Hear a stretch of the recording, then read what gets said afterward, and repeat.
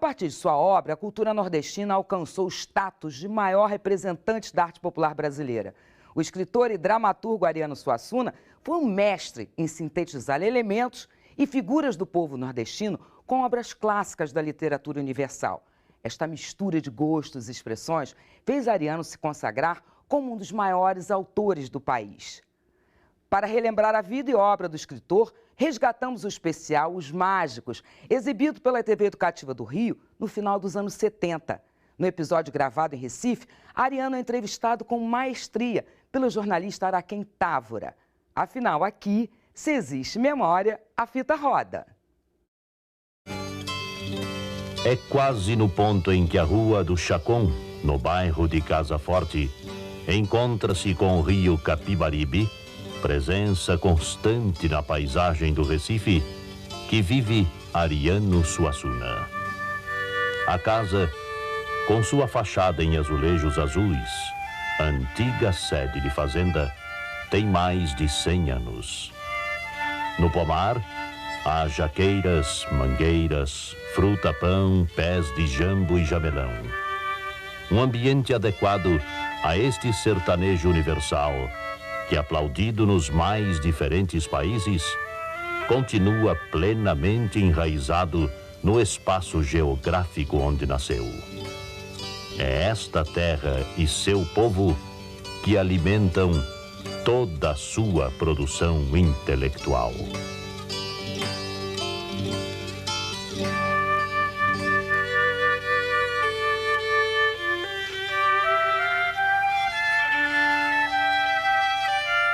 Pelo certo, você deveria se chamar Ariano Cavalcante de Albuquerque. Quando e por que surgiu o Suassuna? Bem, Araquém, o nome Suassuna é um apelido de família.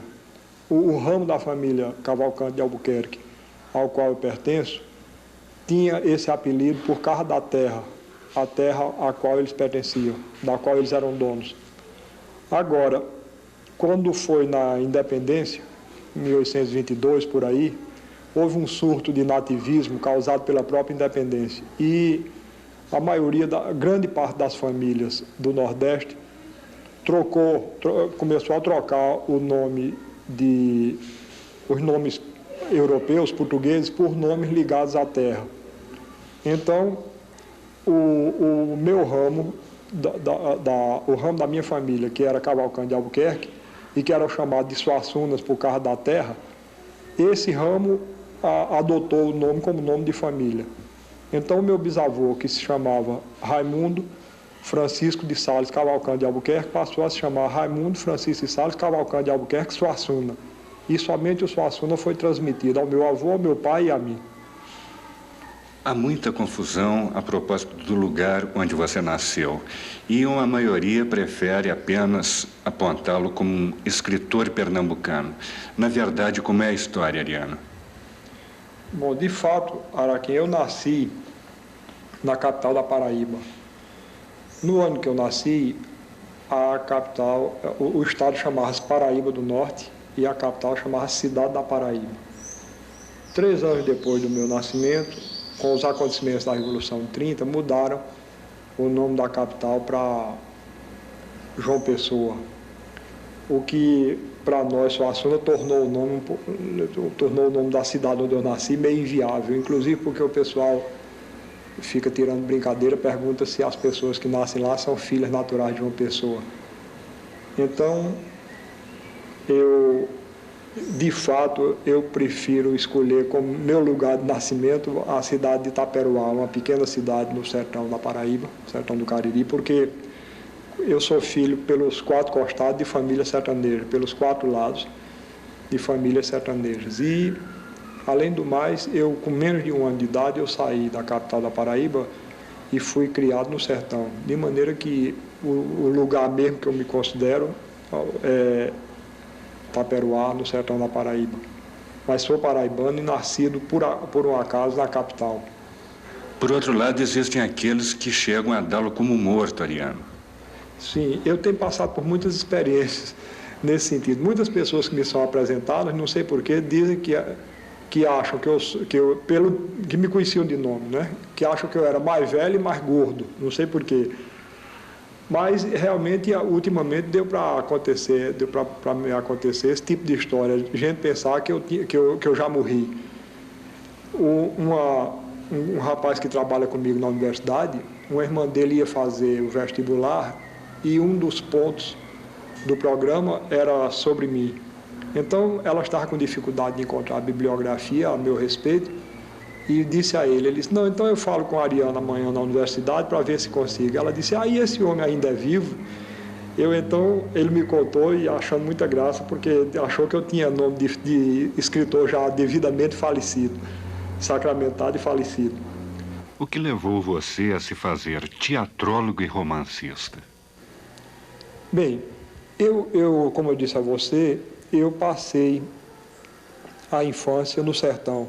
Eu vim morar no Recife já com 16 anos de idade, mais ou menos.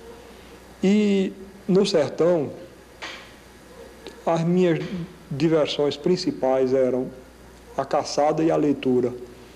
Eu tive a sorte de pegar uma boa biblioteca. Meu pai gostava muito de literatura. E meus irmãos mais velhos também, que já estavam estudando no Recife, levavam também livros para Taperoá, para lá. E eu comecei, a minha diversão principal era a leitura. Eu acho que, não sei se você teve infância assim rural, mas se teve, você pode imaginar o que era o encantamento daquele menino sertanejo, quando pegava um livro de aventuras.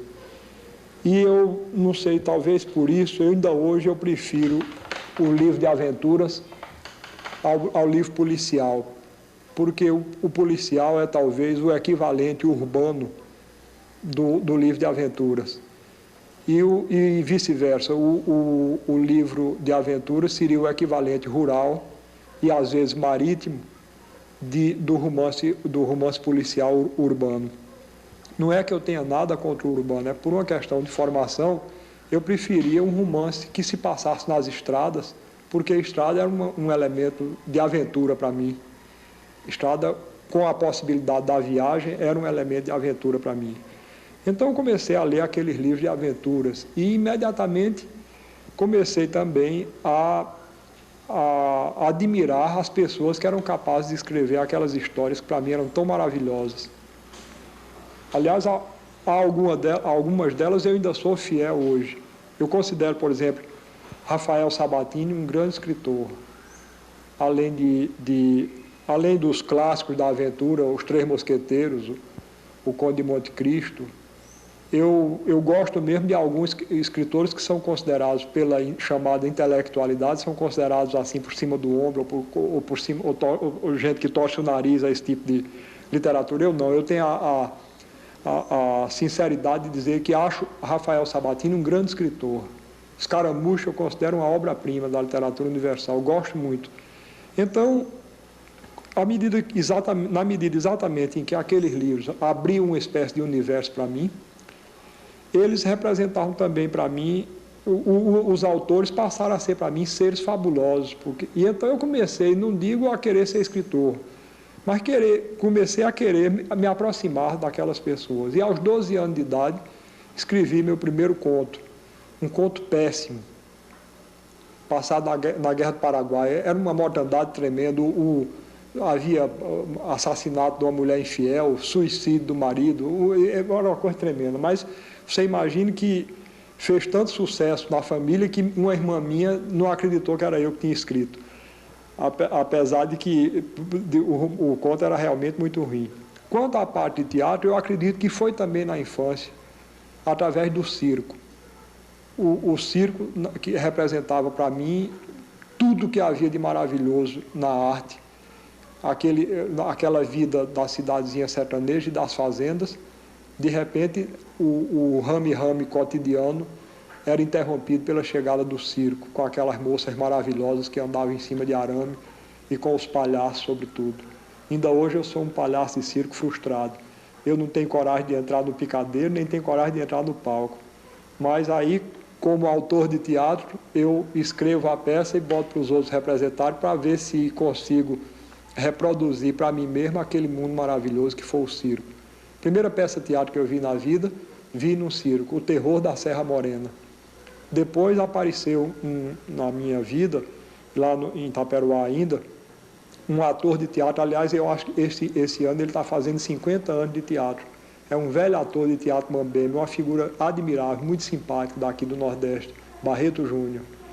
E Barreto Júnior levou umas peças lá, eram montadas em Itaperuá, num armazém de algodão. Esvaziavam, tiravam os sacos de algodão. A minha zona é uma zona de pecuária e de plantio de algodão. Tiravam daquele armazém de algodão os sacos e se improvisava um palco lá. E foi lá que eu vi a primeira peça de teatro falado, sem ser em circo. Então, acho que aí ficou o germe do escritor com a leitura dos romances de aventura e também com a leitura dos livros infantis de Monteiro Lobato, já ia esquecendo. Outro dia, um amigo meu me chamava a atenção para isso, para a semelhança que existiria entre o personagem Emília, na obra de Monteiro Lobato, e o João Grilo, para mim. Quer dizer, ambos seriam, digamos, representantes do subterrâneo do escritor, daquilo que o escritor tem vontade de dizer e diz através do personagem. Então, eu creio que posso dizer que o meu romance nasceu da leitura, ou pelo menos o desejo de escrever romance nasceu na infância dessa leitura de romance de aventuras. Você tem uma série de peças inéditas. Por quê? Bom, algumas é porque eu mesmo não gosto da maneira como elas estão escritas. Isso vale principalmente para as primeiras, como, por exemplo, Os Homens de Barro ou O Arco Desolado. São peças que eu não renego, mas a que terei que voltar para reformular. A maneira que elas ficaram realizadas, pela qual elas ficaram realizadas, não me agrada. Não exprime o que eu quero como teatro.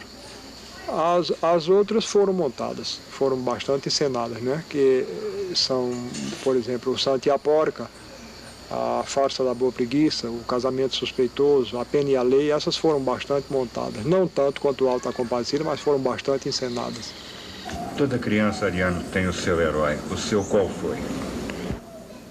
Eu já disse uma vez, numa entrevista, que eu tinha, não sei se a sorte ou a sina de ter o meu herói em casa. O meu foi meu pai.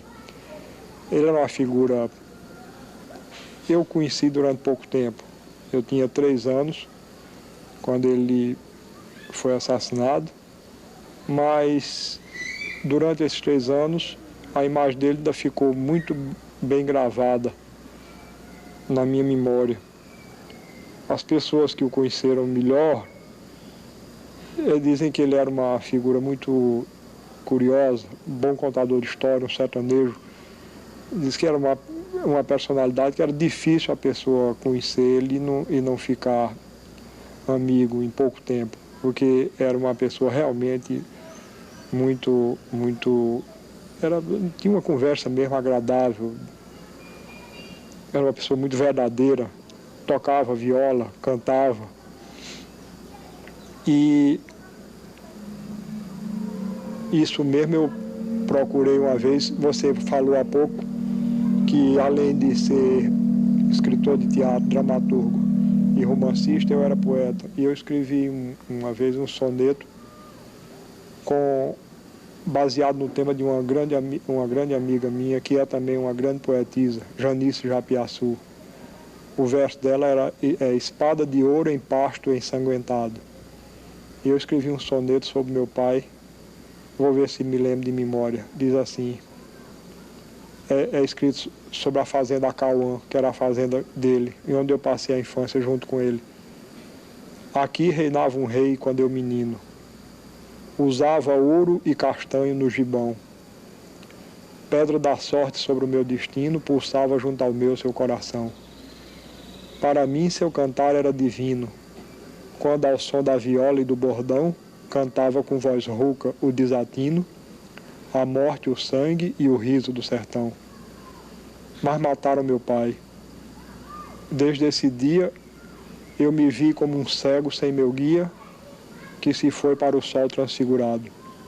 Sua efígie me queima, eu sou a presa, ele a brasa que impele ao fogo acesa, espada de ouro em parte ensanguentado. Foi o soneto que eu procurei homenagear essa figura, que para mim é uma figura de herói e cavaleiro, meu pai. No próximo bloco, Ariano Suassuna revela de onde surgiu a inspiração para sua obra mais famosa, O Alto da Compadecida. Até já!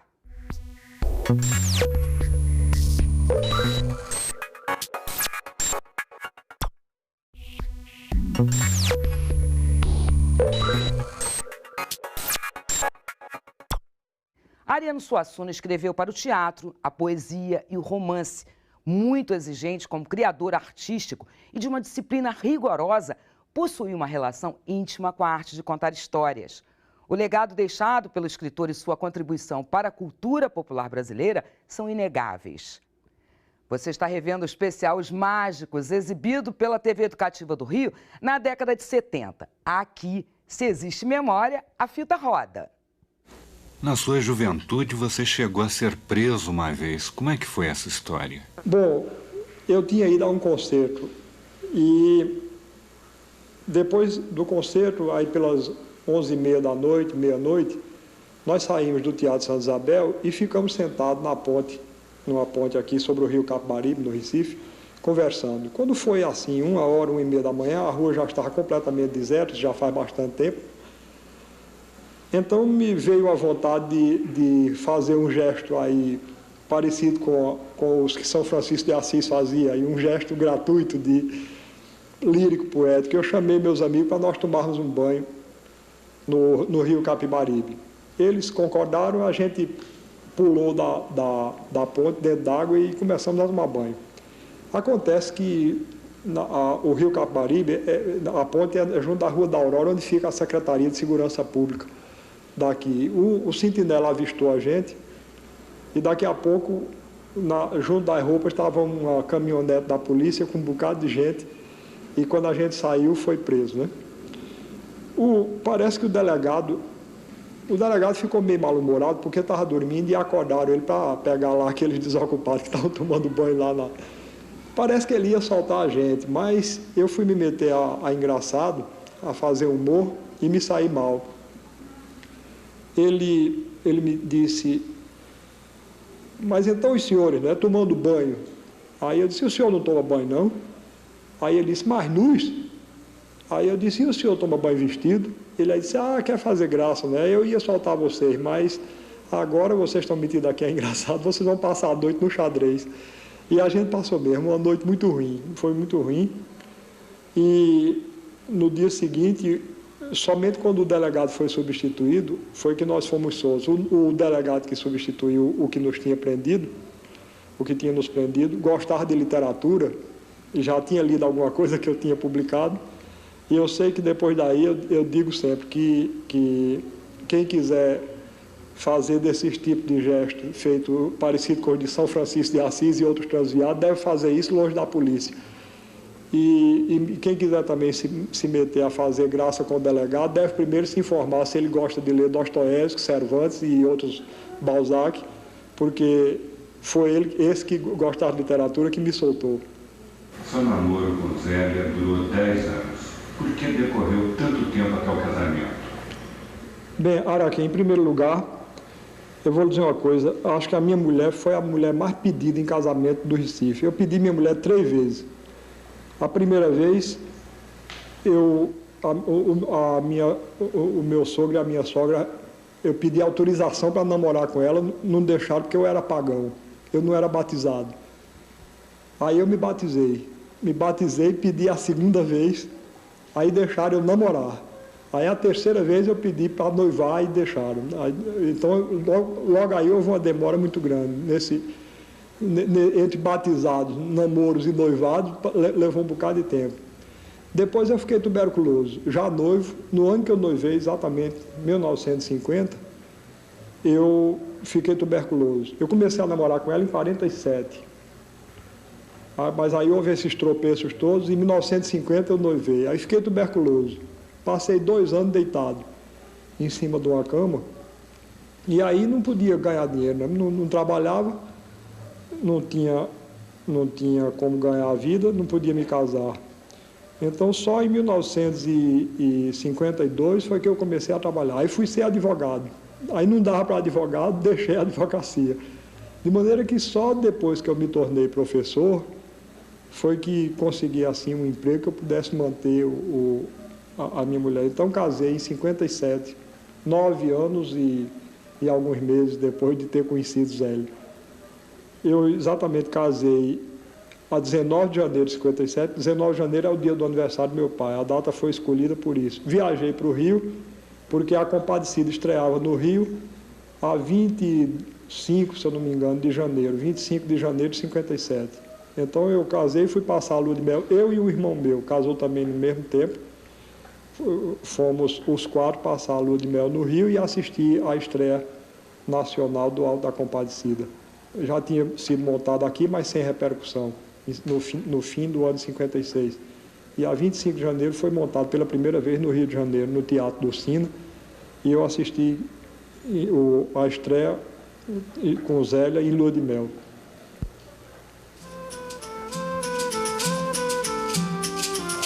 Ela era leve e tinha os olhos garços, como o pau d'arco âmbar da Acauã, e os ouros das acácias do Recife nos cabelos de sol pela manhã. Olhos andrades, crespos, cor de ouro, boca vermelha flor de flamboyant. E misturando tudo, o mel do engenho mais o mel das abelhas do sertão, cana caiana doce, olhos estranjas, tão bonita, tão boa e tão do chão. Era mesmo a leoa coroada, flecha em meu sangue, anel da solidão. E eu vi que minha dama era o Recife, o engenho e o sertão do meu sagrado. Qual é o paralelo, Ariano, que você estabelece entre a sua obra e a literatura de cordel? No meu caso, eu sou, como eu disse a você, um sertanejo. Então, a literatura de cordel não é, para mim, como é para muitos outros, uma espécie de moda ou uma coisa que pitoresca. Foi uma diversão que entrou na minha vida, do mesmo jeito que o circo, como eu lhe falei há pouco.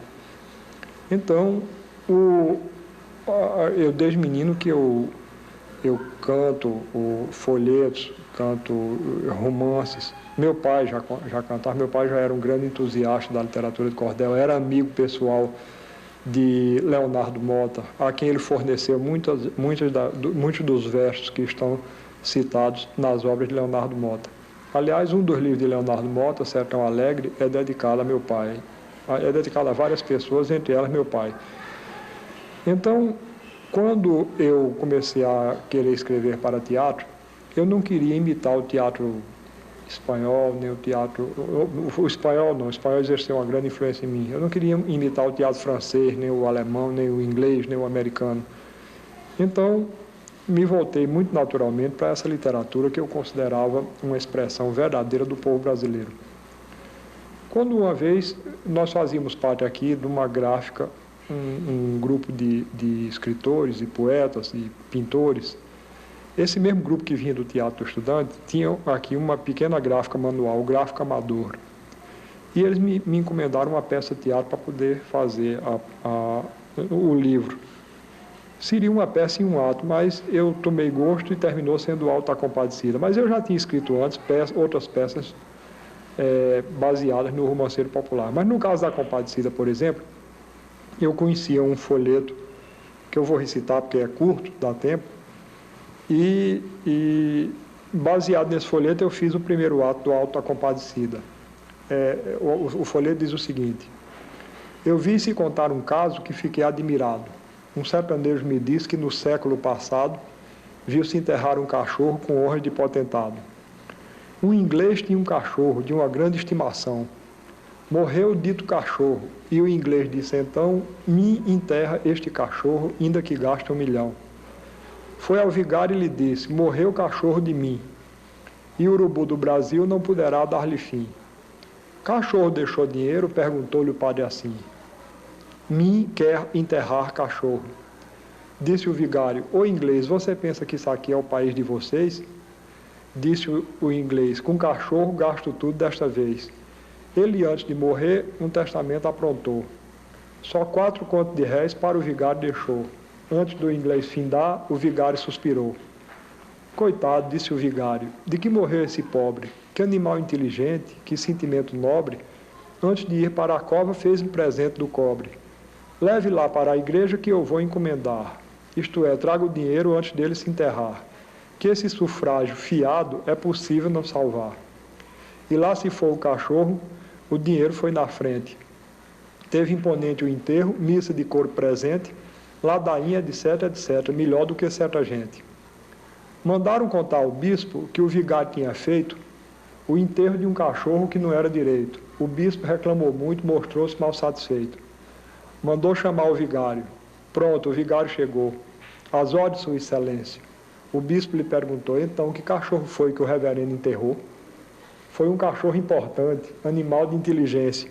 Ele, antes de morrer, deixou a Vossa Excelência 2 contos de réis em ouro. O vigário resolveu a rachada. 2 contos de réis em ouro. Se eu errei, tenha paciência. Não errou não, meu vigário. Você é um bom pastor. Desculpe eu incomodá-lo. A culpa é do portador. Um cachorro como esse se vê que é merecedor. Então, como você vê, isso é a estrutura do primeiro ato do Auto da Compadecida. Eu substituí o inglês por um padeiro e escrevi aquilo que ia ser uma peça e um ato. Mas aí eu tomei gosto, peguei um outro folheto chamado História do Cavalo que Defecava Dinheiro, fiz o segundo ato, baseado nele. E baseado no outro folheto chamado O Castigo da Soberba, eu fiz o terceiro ato. Então, quando eu terminei, em poucos dias, em 20 e poucos dias, estava escrita a peça, baseada toda na literatura de Cordel. E, dessa maneira, pode-se dizer que é praticamente toda a minha obra literária, tanto a poesia, como o teatro, como o romance.